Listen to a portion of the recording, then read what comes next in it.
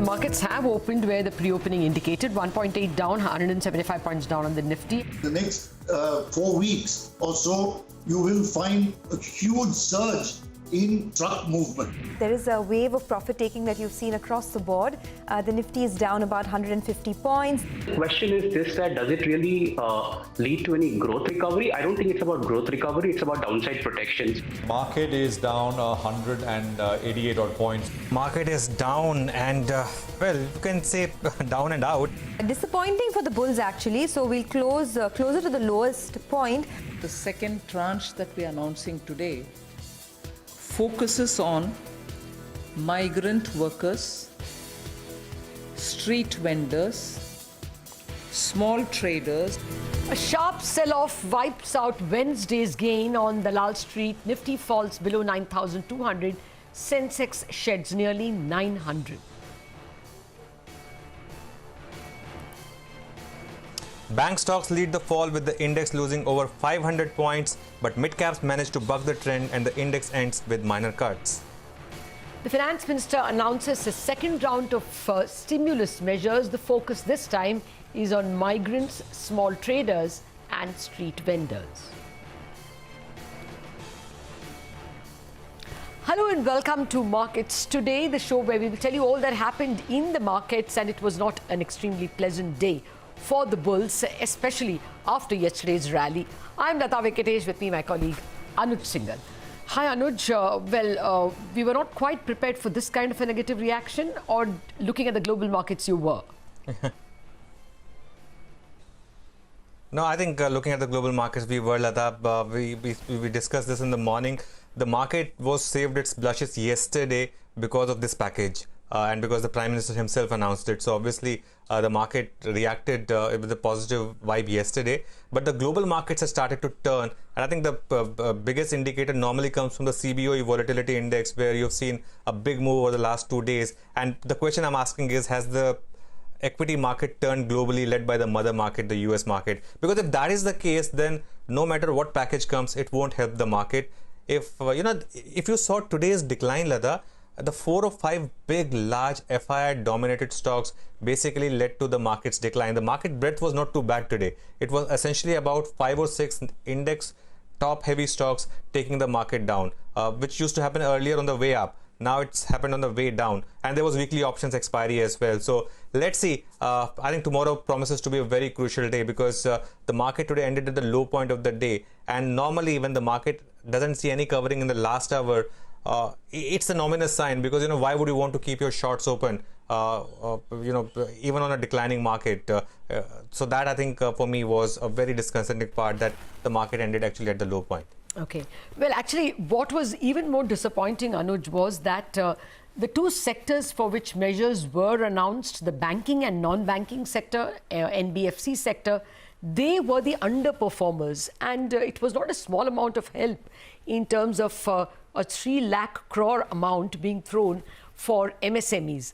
Now, this is government guaranteed, and a lot of bankers told us that they are more than happy with that step, that they want to safeguard the loans already given to MSMEs, and therefore they are more than happy that the next tranche, 20% of the working capital, is going to be given with government guarantee. So actually it was positive for banking sector. It was positive to some extent for NBFC. It was, perhaps the expectations were pitched much higher.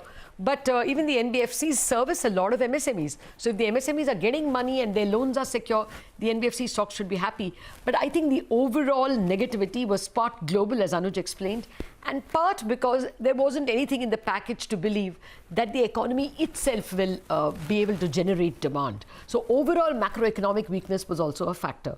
But a second tranche has come. Finance Minister Nirmala Sitharaman unveiled the second tranche of measures under the economic package announced by the Prime Minister. She announced steps today that focus on migrant workers, with a plan to provide more jobs for people registered under the MNREGS as well. The government has also decided to distribute free food grains to migrant workers who do not hold ration cards. So some 8 crore migrants without cards will also be eligible for 5 kilos of rice or wheat. and a kilo of chana per family. There is also a scheme to support street vendors. The centre plans to launch a 5,000 crore rupee credit facility within a month for them. The finance minister also said that over 2 crore wage seekers have managed to find work under the MNREGS. Listen to the finance minister. We are coming back with guests. We have already generated 14.62 crore man days or person days of work generated up to 13th May, which is actually 40 to 50% more persons who have got enrolled compared to last May. So work offered is now to 2.33 crore wage seekers. I think the data is of yesterday, in about 1.87 lakh gram panchayats. Okay, let's do one thing. Let's invite two guests now on the show to discuss the action on Dalal Street and the new measures announced by the Finance Minister. We have Ajay Srivastav, CEO of Dimensions Corporate Finance, joining us, and we have Vikas Khemani as well, founder of Carnelian Capital Advisors. Gentlemen, good evening. Thanks a lot for joining us. Ajay, now the fear that the market has is that now the bullets have been used. Till now, the market was sort of holding out because of this package. But now global markets also turning, and now the package is also out of the way. What's your thought process? Looking at the way the market sold off today, what would be an approach from here on? See, Anuj, one thing has become very clear, that there is a wide disconnect between what the market, look at the market for a minute, leave us on the market, what the people in the business were looking forward to and wanting, and given what rest of the world has done, and what our policy prescription has been so far. And the disconnect is that market was looking, businessmen were looking for a stimulus, which is money to them in some form or shape or the other, whether payment of salary, payment or some other kind of money into the kitty. What has come, in fact, is some kind of a hybrid plan to give more and more credit to the industry. Now, what do you net with? What you're left with net with is that if you look at all the packages of Government of India, including today's package, it basically leaves a more indebted nation, a more indebted businesses, a more indebted farmer, a more indebted street vendor. Now, in a situation where we are as an economy, where demand is low, etc., it doesn't look good for any banker or anyone to look at a situation where everybody who is under stress will carry on now more debt. The idea was to give them equity, give them sustenance and reduce their losses, and they can recoup the losses partly by the fiscal deficit or the fiscal stimulus. Here we're talking of you take more debt, and if you're a serious businessman, debt means you may pay more interest, your EMIs will start within a period of 12 months, etc., etc. So I think there's a wide disconnect in what business was expecting, what the banks were expecting, and what transpired in terms of the package. And therefore, the market response is logical. I think Lata was alluding to why the banks sold off. Yes, banks can make a little more money, but Lata, let's wait for the fine print of this 20%. Because if this 20% of this loan top-up is one available only to existing borrowers, so it's not available to people who don't borrow enough. Or number two is, when the liquidation happens of this loan, who gets the money first? Is the government gets money first, or the bank gets the money first? Because the government gets the money first, then the bank is where it was originally, with a more indebted customer. So I think as a whole market is looking pretty weak, because the direct demand stimulus which was expected and money in the bank which was expected is not coming through. What is coming through is more debt, Anuj, which leaves us in a worse situation than we were to start with. Because as it is, you are struggling in a business. Now, would you want to add more debt to your business when demand is uncertain? Which is actually what brings me to the next question, and let me toss that to Vikas. Vikas, good evening. Is there a risk, given the kind of global cues that we have, and now that the package is also out of the way, for this market to go back and visit its previous lows? Do you see that as a distinct possibility? I think there's always a possibility. You can never deny on that. But I think definitely current tone and tenor of the market looks quite weak. There's no doubt on that we are in a weak economic situation. We got into the crisis already as a weak economy, and currently what we need is a very swift sort of stimulus to the economy And more importantly than announcement, I think the execution part, like I think what they've done in US, the execution is at the speed of light. I think they've just kind of executed very well, going out, buying bonds in the market and stuff like that. Markets have already stabilized. So I think in India, we need significant amount of liquidity into the economy. But I think as we go forward, I feel two big risks are there. I think the second order or third order effect of the crisis are going to be more visible once the lockdown opens up. So far, I think they've been under control. And what I mean by, I think, like the temperature front closure was another one example of second order, third order effect. And many more would come, in my opinion. What happens to the loans taken by the malls? If they don't have, so far, LRDs have been considered very safe. Lending by most of the institutions. What happens to that if the rentals don't come? What would be the impact of that? All those things I call second, third order effect. We will see them playing out over the next 3 to 6 months. Secondly, we still run a risk of a relapse of some of the, as the economy opens up, increase in the number of cases, basically, and what happens, will you see some sort of, again, lockdowns locally at the city level? And I think those kind of things could have, in my opinion, a lot more impact on the market and volatility. So I would say that market definitely looks quite weaker. I won't rule out any possibility of, either going closer to those lows or, even retesting for that. Oh, okay. This is not looking very good, Vikash. But Ajay, is there a place to hide then? Or do you think it's better to take your money off the market, probably plant it in FDs or where at least your capital is safe, and then come back when things get to 7,500 or 8,000?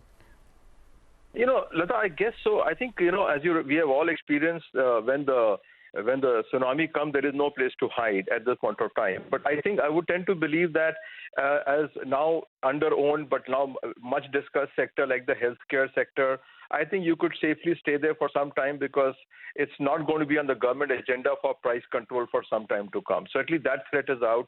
So whether it is the MNC pharma companies, they have done remarkably well.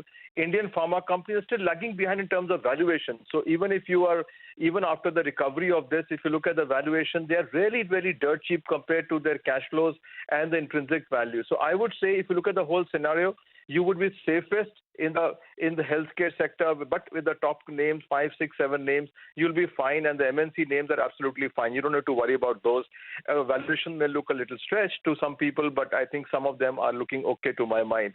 So I would say that you would be pretty safe if you were sitting there. Number two is that, the second thesis we were working on was that how bad can the PSUs get? They're already at the lowest end of a lower cycle, half of book value, etc. Now that thesis got a little, I would say, jolted yesterday with the way the PFC and the RAC were brought into kind of funding and to what would eventually be a write-off kind of a situation loans. Now, if that is so, then I think we have a problem in terms of even the PSUs, even on these valuations. Two places where we thought healthcare and PSUs, but I think PSUs will hold for a while because if they're going to be used as a vehicle, what seemed there yesterday, then you got a problem. So, and last point is that you still don't need to kind of sell out everything because I'm not sure how many people are sitting on profits and losses at this point of time. A lot of our mutual fund business are still sitting on the losses. So I guess you just ride and hope hell that things will happen. We are not at 9,800. We are at 9,100 today. Maybe market open 100, 200 points here or there tomorrow. So I think the gap down in terms of price cut would not be as radical, maybe in the index stock perhaps so, but in rest of the stock, I don't think you need to sell out today because you still are already at a pretty low end of the thing and hope and you recover and you wait. Okay. Well, actually, a similar question to you, Vikash, but I just want to invite your attention to, say, two-wheeler stocks. I mean, the expectation is that people are going to try and use their own vehicle at least for some time, at least as long as the scare lasts. So anything in the consumption space that would be a good bet? So I think, definitely in this period, you will find lots of ideas which will be attractive because I think economy eventually will come back. I think we are talking about next 3 to 6 months, the period which will be quite volatile, it will be uncertain. But I think it will pretty much similar to if you see in post-global financial crisis, Lata, March 2009 when market bottomed out, from March 2009 when Nifty was 2,600, October 2010, Nifty hit almost 6,000. In this period, automobiles were up 3.5 times. Real estate stocks were up 3.5 times. Metals were up 3.5 times. Index was obviously, more than double, right? 2.2 times. What I'm saying is that, we will definitely see this, this is one of the great opportunity. And automobiles, are here to stay. Fortunately, there are lots of, players in that with very, very good and sound balance sheet. So obviously they will gain market share. They will do very well, both two-wheeler as well as the four-wheeler. So there's no question on, in my opinion, that they are good opportunities. It's just a question of how do you time it and how do you, in next 3 to 6 months, you might see some of the large caps, which recently gained kind of giveaway. But I don't think it will be wider sort of level of sell-off because I think mid caps and small caps are already, they have not recovered in this rally from 7,000 to 9,000. It is only some stocks which sort of 10, 15 large cap stocks which participated. Probably they might give away some of it. So I think I see next 3 to 6 months more as an opportunity to build a portfolio, and I see pretty much similar to repeat of what we saw post GFC, because I think there is a global coordinated stimulus which has happened in the economy, global economy, and India also is doing its own bit. Though I feel there could be a lot more done. But I think that's where I see 3 to 6 months could be great opportunity to build portfolio, because these times kind of valuation or stock prices you might not see, including in automobiles. Okay, Ajay, while I take your point about the mid-cap, large-cap divergence, actually today was interesting. Today, it was all about 6 or 7 stocks which led the market down. The mid-cap index was almost in the green and advanced decline was about 2:3. So that didn't look too bad. In the broader market, Ajay, what's the opportunity area? What would you suggest buying, irrespective of what's happening globally and locally? See, I think if you look at several sectors across, for instance, the auto ancillaries, I would say that those are the good sectors to buy into, because at least the larger companies which are listed are a good companies, because what will happen now is that in this whole shakeout, the suppliers will reduce in this industry. So you will find that the listed of the ancillary stocks will get tremendous competitive advantage, and they will gain market share vis-a-vis the whole supply chain.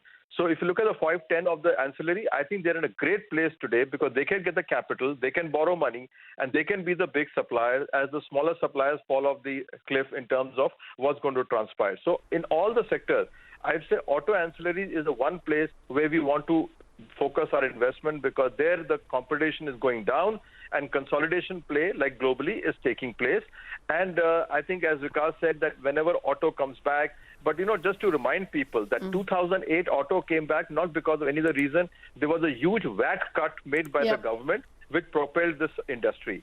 Now we are not seeing similar steps here. So to use the same example, maybe a little bit of a problem in terms of axiom, but I would say auto ancillary among all the sectors, Anuj, is the safest place to be, because these are well-capitalized companies, nice big listed stocks, and you will see. In the other spectrum of the companies, I think you will find that the smaller pharma companies will do very well, because they will either be sold off or they will do, I think, kind of survive, because the demand is pretty good at this point of time. There is no problem at all. I think you will see certainly there's no need to, sell off. If you have IT right now, you can stick to it. It will give you pain for 3 months. But it'll, like you saw Mphasis result yesterday, the results are pretty amazing results if you ask me. They came out yesterday, HCL Tech has done well, etc. Maybe the flagship may not do well. The niche companies like HCL Tech and Mphasis may do better than the flagship companies. So I think spectrum, but top of the list of mine is auto companies. And next on the line is, which is I'm still holding on to this thing, is some of the names in the PSU stock, which are the metal names, which are the power grid kind of stock, which I'm holding at this point of time. I think they will give good stuff to us. And let's not forget, you must have your telecom in your portfolio, because one thing which will come out of all this crisis, stay at home, is going to be telecom. It's done wonderful.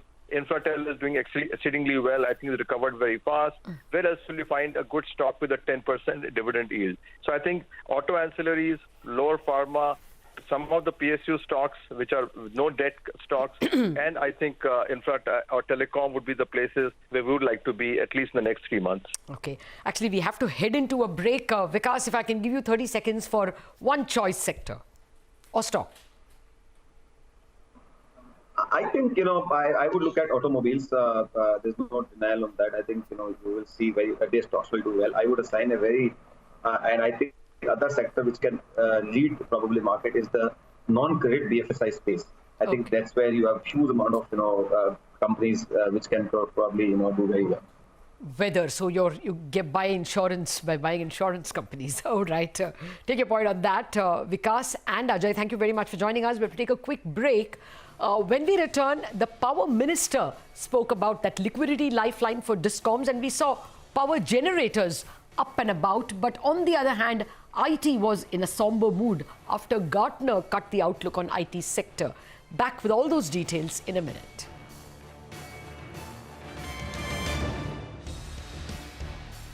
Welcome back to markets. Today, in a rather bleak day, some of the shares of the power sector stood out. Shares of Adani Power and Tata Power surged despite the weak market because the government announced a 90,000 crore rupee loan for power distribution companies, and it will be Power Finance Corporation which will give the loans. RK Singh, the Minister of Power, welcomed the liquidity lifeline for discoms. He also told CNBC-TV18 that industries will get power generators, that is, will get a 20 to 25% discount on tariffs during the lockdown from the central PSUs. Listen to what he had to tell us. One part of the package is the fund of 90,000 crores, which will be available to distribution companies at low rates of interest. This fund will enable the distribution companies, and the PFC and the REC will give loans to the distribution companies at low rates of interest. And the distribution companies will use this to pay to the generation companies their outstanding dues. Second part of the package is that for the period of lockdown, we are deferring the fixed charges on the power not drawn. As far as the PSUs are concerned, this decision has already been taken by the CPSUs to give a discount on the power for the period of the lockdown of 20 to 25%. And as far as the Power Finance Corporation and the REC are concerned, they will be giving loans, and the spread, which they will be charging will be just 1.5%. The normal spread is, let's say, 2.5 to 3%. So they have reduced their spread, and the loans will be available only with a spread of about 1.5%. So that the loans are low cost. Then the loans will be for 10 years with 2 years moratorium. Okay, well, we've spoken about banks. The biggest loser today actually was the IT index, with all the big names like Infosys and Tech Mahindra down quite a bit. This after the research company Gartner has said that the global IT spends will fall 8% in 2020. Anisha Jain is here with all the details. Anisha. Well, yes, IT heavyweights like Infosys, Tech Mahindra were down 5% in trade. What weighed on the sentiment today was a forecast cut coming in from Gartner. Now, remember, Gartner suggests that in 2020, there'll be a decline of 8% when it comes to the global IT spend. To put it in context, when they had done this exercise in January 2020, they were expecting a growth of 3.5%. So in a matter of 4-5 months, they have cut down their forecast by 11%. Now, what they say is that the focus of companies and large corporates has turned into emergency cost optimization, and the long-term innovative projects have been put on the back burner. So the focus has now turned to operations. They say that all segments will experience a decline in 2020, but the biggest hit will come for devices and data center systems, which can see a decline of 10 to 20%. As far as recovery is concerned, they say it is going to be very slow in 2020. Either it will happen only at the end of 2020 or start of 2021. And in fact, industries like entertainment, air transport, and heavy industry can take even up to 3 years before they come back to 2019 levels. So definitely, this weighed on the sentiment today. Back to you guys. All right. Thank you very much for that, Anisha Jain. Well, after our markets closed, we had a package from the finance minister which doesn't seem to have enthused the experts. The global markets are in turmoil, partly because of a possible relapse of the coronavirus scare, and Jerome Powell mentioning that he sees further trouble for the US economy. So it looks like the global markets are in serious turmoil. Let's see by tomorrow if the US markets are able to find a glimmer of hope. With that, we wrap up this edition of Markets Today. From me, Anuj, and the entire Markets Today team, thank you for watching.